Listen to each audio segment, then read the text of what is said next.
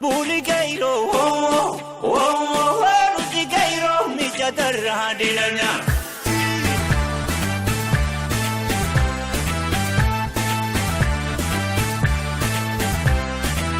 Buligairo,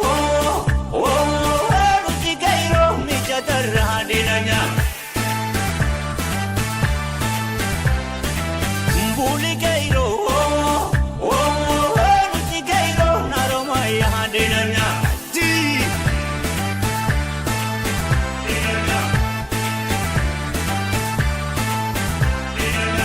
Ambo demandi, Tagero demandi, Tanjini demandi, Nakamter, Gimpi Gupa, Wakakatan,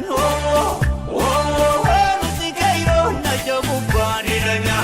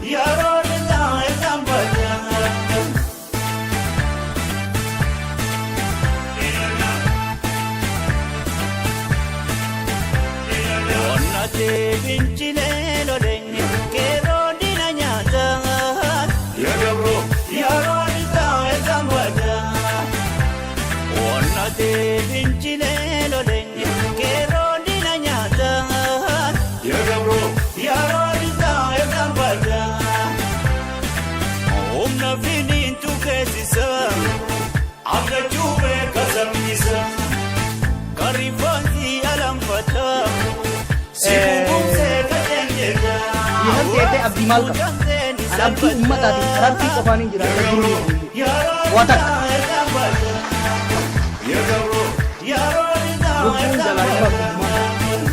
Lu bishaan nama eegduu duunuuf jecha haqa saba keenyaa gurguranne lubbuu sodaanne maallaqaan bitamne abadan addi irruma jira. Kanaaf abbaan fedhe waan fedhe of hafidu taate Oromiyaa keessaa isin bahu ummata kiyyarraayis akka kan fagaadhu dhugaa ummata keenya haqa ummata keenya karaa dhugaatiin tarsiimoodhaan qabsaa'u. Mootummaa isin abdannu nama biraa tokko nabdan isin ummata keenyaa fi rabbii nu kalaqe qofa abdan. Kana ammoo hojiidhaan mirkaneessine kana hojiidhaan mirkanaa'ee jira jechuudha. Ummanni keenya godaannisa waan qabu hoggana isaa jalaa dhabamsiisuun waan beekamaa ture ana qofaa miti. Abbaan fedhe waan tokko yoo biyya san balatti buusuu barbaade malee hoggana Oromoo tokkotti hin bu'a jennaan balaa guddaadhaaf buusu ta'a. Ummanni keenya gaachana keenya. Gaachanni keenya ummata Oromootii fi rabbii Oromoo qofa jechuudha. Kanaa achitti wanni abdannus hin jiru wanni sodaannullee